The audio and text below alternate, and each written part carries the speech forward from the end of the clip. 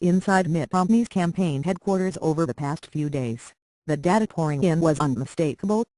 Aides scouring the results of focus groups and national polls found that undecided voters watching the presidential debate in Denver seemed startled when the Republican candidate portrayed all year by Democrats, the ultra-conservative, unfeeling capitalist, did not materialize.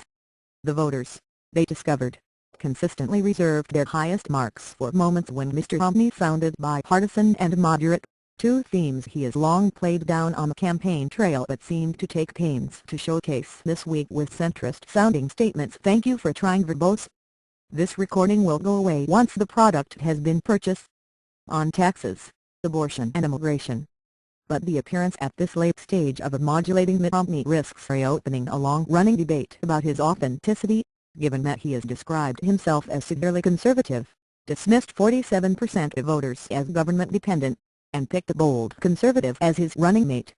Behind the new efforts by the Romney campaign to soften his conservative edges and showcase his personal story was a realization by his political team, borne out by reactions to his performance at the debate, that with the economy showing improvement. Thank you for trying verbose.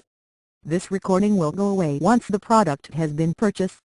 Their best shot at victory is to aggressively defy the negative perceptions that have dogged him throughout the race.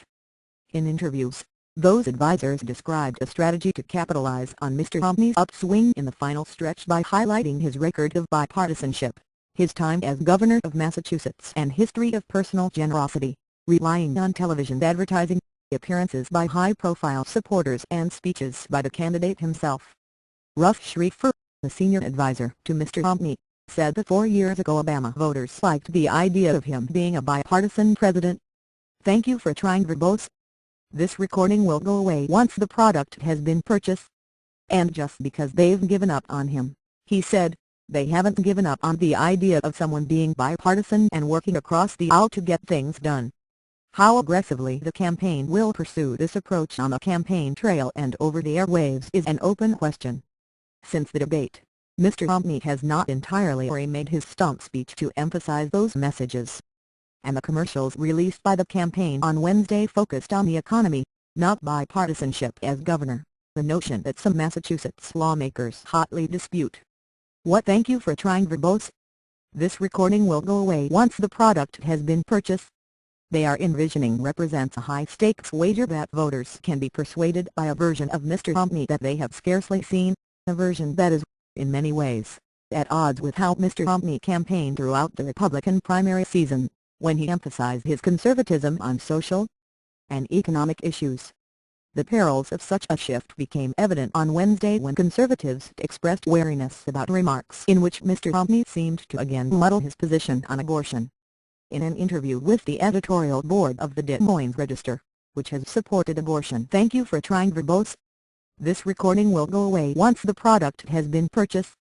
Writes and usually endorses Democrats in general elections, Mr. Romney said, there's no legislation with regards to abortion that I'm familiar with that would become part of my agenda. Steve Dees, a conservative radio host in Iowa, told listeners on Wednesday, I'm running out of fingers and toes to count the number of positions he has taken on abortion.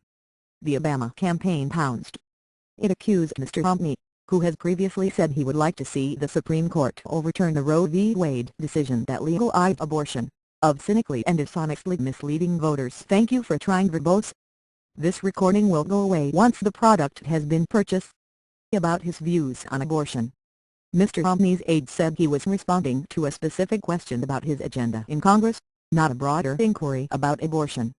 Even so, they felt compelled to quickly assure religious conservatives that his position had not changed, reaching out to leaders like Tony Perkins, president of the Family Research Council, an advocacy group that vigorously opposes abortion.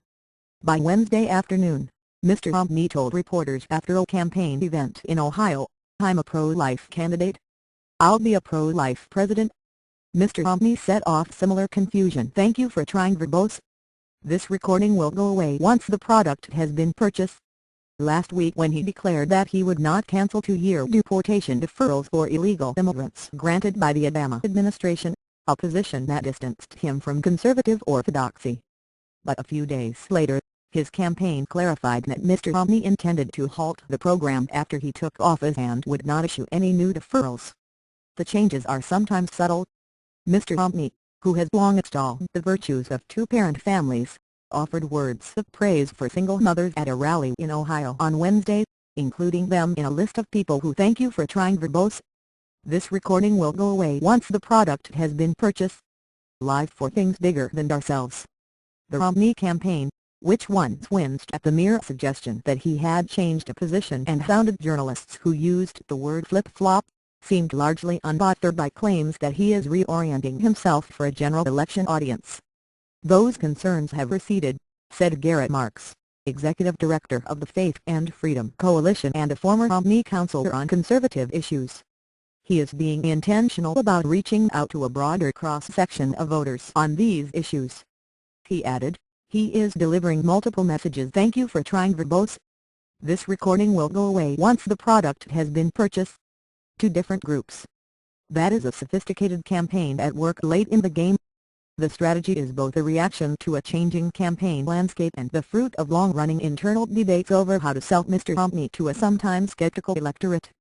After a year of focusing relentlessly on President Obama's stewardship of the economy, and resisting pressure to offer a three-dimensional portrait of Mr. Romney as a father, husband, businessman and governor, the campaign realized that it needed to switch gears.